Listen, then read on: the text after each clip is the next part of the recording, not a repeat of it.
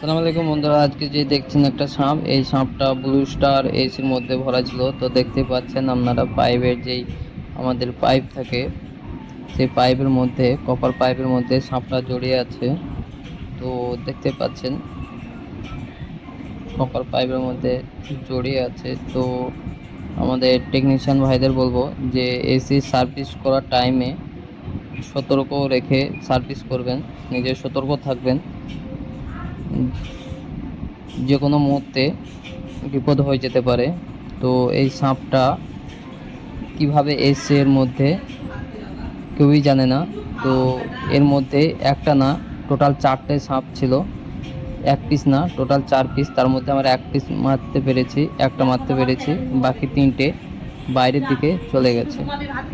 তো দেখতেই পাচ্ছেন খুবই রিস্ক, যে কোনো টাইম বিপদ হয়ে যেতে পারতো। তো আল্লাহর কাছে শুক্রিয়া যে কিছু হয়নি।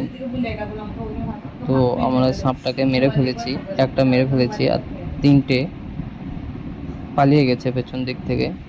তো চলো বন্ধুরা, দেখে নেওয়া যাক।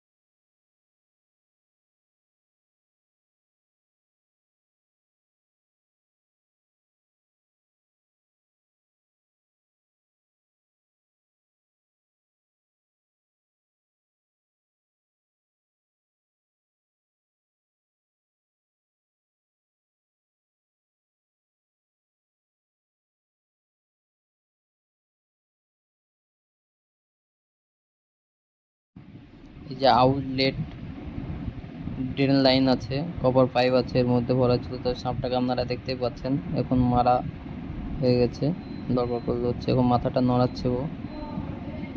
তো আমরা একটা মেরে ফেলেছি, বাকি 3টে বাইরের দিকে চলে গেছে। তো টেকনিশিয়ান ভাইদের বলবো সতর্ক রেখে কাজ করবেন, যে কোনো মুহূর্তে বিপদ হয়ে যেতে পারে।